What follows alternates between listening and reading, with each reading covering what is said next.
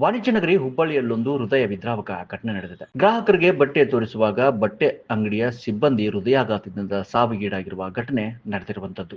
ಇದು ಜನವರಿ 22ರಂದು ನಡೆದಿದ್ದು ತಡವಾಗಿ ಬೆಳಕಿಗೆ ಬಂದಿದೆ. ಹುಬ್ಬಳ್ಳಿಯ ಎನ್ಆರ್ ಸಾರಿ ಸೆಂಟರ್ನಲ್ಲಿ ಈ ಘಟನೆ ನಡೆದಿದೆ. ಹುಬ್ಬಳ್ಳಿಯ ಕಂಚಗಾರ್ ಗಲ್ಲಿಯಲ್ಲಿರುವ ಎನ್ಆರ್ ಸಾರಿ ಸೆಂಟರ್ನಲ್ಲಿ ಎಂದಿನಂತೆ ಗ್ರಾಹಕರು ಬಟ್ಟೆ ಖರೀದಿಗೆ ಬಂದಿದ್ದಾರೆ. ಈ ಸಂದರ್ಭದಲ್ಲಿ 43 ವರ್ಷದ ಬಬರ್ ಸಿಂಗ್ ಗ್ರಾಹಕರಿಗೆ ಬಟ್ಟೆ ತೋರಿಸಲು ಮುಂದಾಗಿದ್ದಾರೆ. ಗ್ರಾಹಕರು ಕೇಳಿದ ಸೀರೆಗಳನ್ನ, ಬಟ್ಟೆಗಳನ್ನ ತೋರಿಸುತ್ತಿದ್ದ ಬಬರ್ ಸಿಂಗ್ ಎದೆ ನೋವಿನಿಂದ ಕೆಳಗೆ ಕುಸಿದು ಬಿದ್ದಿದ್ದಾರೆ.